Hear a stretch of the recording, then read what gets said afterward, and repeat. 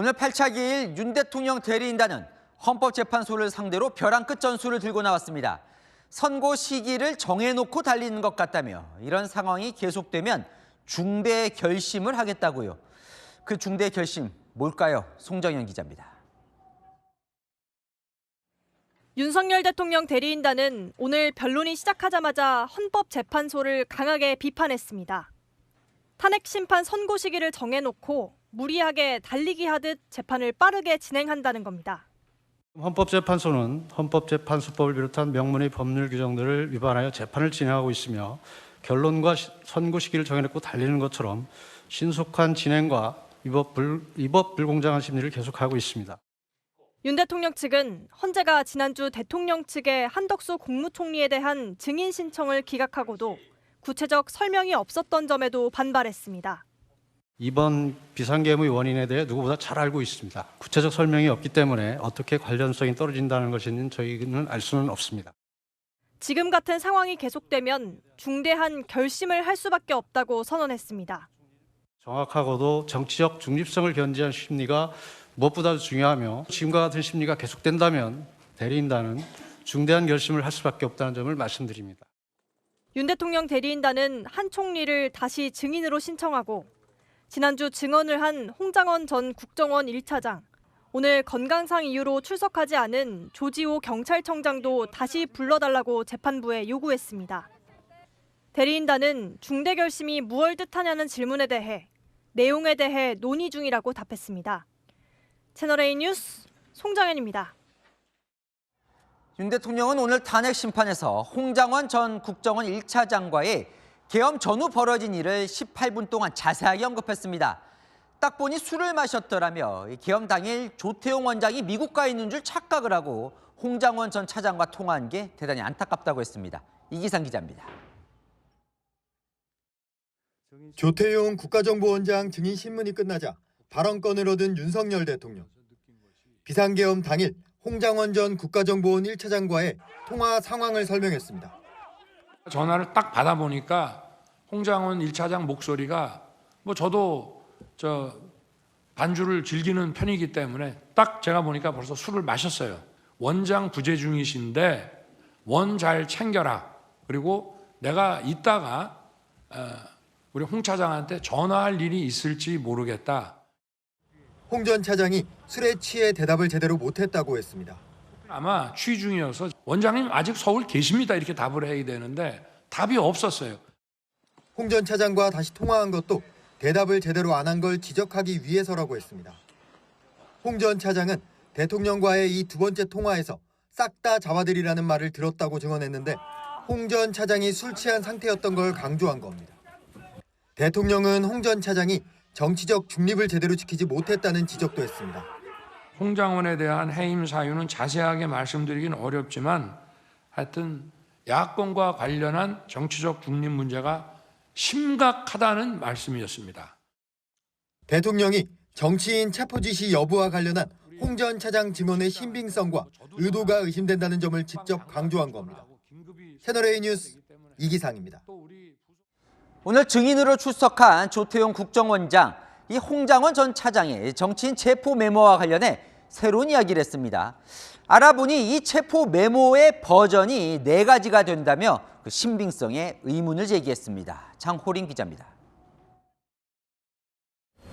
홍장원 전 국가정보원 1차장은 탄핵심판 5차 변론의 증인으로 나와 여인영 전 방첩사령관이 불러준 이른바 체포 대상자 메모가 두 종류라는 취지로 증언했습니다. 제가 막 쓴 메모를 보고 제 보좌관이 정서로 옮겨 적은 거고 요 밑에 막 흘려 써 있는 부분은 제 그 메모에다가 추가로 제가 그 위에 덧붙여서 메모를 해놓은 겁니다. 오늘 증인으로 나온 조태용 국정원장은 메모는 4종류였다고 반박했습니다. 홍 전 차장이 언급한 2가지 메모 외에도 홍 전 차장이 보좌관을 불러 기억나는 대로 적어보라고 해 적은 또 다른 메모가 있다고 한 겁니다. 홍장원 차장이 그 보좌관에게, 같은 보좌관에게 네가 좀 기억나는 대로 해가지고 다시 한번 써서 달라고 했다고 합니다. 그래서 보좌관은 사실은 가지고 있는 게 없고 하기 때문에 자기 기억을 더듬어서 그 메모를 하나 더 썼다고 합니다. 자기가 파란 펜으로 그 사람 이름만 쭉 썼다는 겁니다. 동그라미나 방첩사 같은 추가로 쓰여진 문구들은 보좌관에게 물어본 결과 자신이 쓴 게 아니라고 부인했다면서 다시 변형됐을 가능성을 제기했습니다. 거기 무슨 동그라미가 쳐져 있다든지 아니면 무슨 잘 안 보입니다만은 방첩사 뭐라고 써 있다 이런 메모들 이런 가필이라고 할까요? 이 가필한 부분은 자기가 하지 않았다 하는 겁니다. 그래서 문구가 추가된 배경도 명확하지 않다는 건데 조 원장은 메모 정확도나 신뢰성을 따져볼 필요가 있다고 주장했습니다. 채널A 뉴스 장호림입니다. 조태용 원장은 홍장원 전 차장의 체포 명단 메모가 작성된 장소도 공터라고 했던 홍 전 차장의 진술에 의구심을 표했습니다. CCTV를 보니 그 시각 홍 전 차장은 청사 안에 있었다는 겁니다. 최재원 기자입니다. 홍장원 전 국가정보원 1차장은 비상계엄 당일 여인영 전 방첩사령관이 전화로 불러준 이른바 체포대상자 명단을 관사 앞 공터에서 메모했다고 주장했습니다. 당시 구청원장 관사 입구에 있는 공터였기 때문에 서서 제 포켓에 있던 메모지에다 막 적었었습니다. 오늘 조태용 국정원장은 당시 CCTV를 확인한 결과 홍 전 차장은 그 시간에 관사 앞 공터가 아닌 청사 사무실에 있었다고 반박했습니다. 확인을 해보니까 11시 6분이면 홍장원 차장은 거기가 아니고 그 청사에 있는 본인 사무실에 있었습니다. CCTV로 확인을 했습니다. 홍 전 차장이 진술한 메모 작성 시간과 장소가 일치하지 않는 걸 지적한 겁니다. 홍 전 차장이 과거 정치권에 인사청탁을 한 정황을 들은 적도 있다고 말했습니다. 어느 야당 의원께서 홍장원 차장을 지목하면서 내가 국정원에 있을 때 유력한 사람을 통해서 7차례 나한테 인사청탁을 하지 않았느냐라고 말을 했습니다. 윤석열 대통령도 직접 발언 기회를 얻어 조태용 원장이 신뢰할 수 없다고 해 홍 전 차장을 경질한 거라고 설명했습니다. 원장님이 쓰는 사람인데 원장님이 그렇게 신뢰를 못하겠다 하면 인사조치 하십시오. 그리고 후임자는 누가 좋은지 생각해서 알려주십시오. 홍 전 차장은 비상계엄 사흘 뒤인 지난해 12월 6일 보직에서 해임됐습니다. 채널A 뉴스 최재원입니다. 조태용 원장 비상계엄 당일 홍장원 전 차장에게 이 말은 들었다고 합니다. 이재명, 한동훈을 오늘 밤에 잡으러 다닐지 모르겠다고요.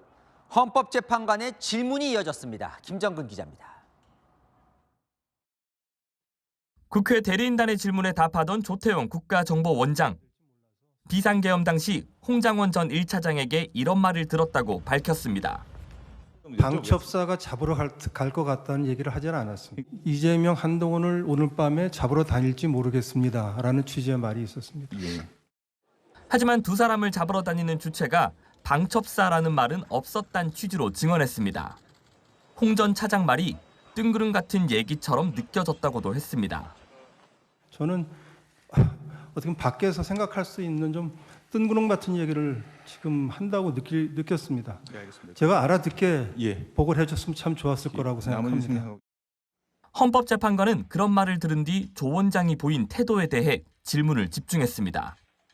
시간선대로 쭉 이렇게 놓고 보면은 지금 이 홍장원 차장이 그렇게 한가하게 증인에게 얘기했을 것 같지가 않아서 그 증인이 들은 내용이 그냥 정말로 그냥 증인이 이렇게 듣고 나서도 이렇게 그냥 뭐 내일 얘기합시다라고 할 정도로 그 정도로밖에 얘기를 안 했나요? 그 재판관님, 제가 이 부분을 아주 정확하게 기억하고 말씀을 드립니다. 제가 진실대로 제 기억대로 그대로 말씀드린다는 말씀을 드리고, 여야 대표를 잡으러 다닐지도 모른다는 직속 참모의 말을 듣고도 내일 얘기하자고 했다는 조 원장 반응에 의구심을 나타낸 겁니다. 채널A 뉴스 김정근입니다.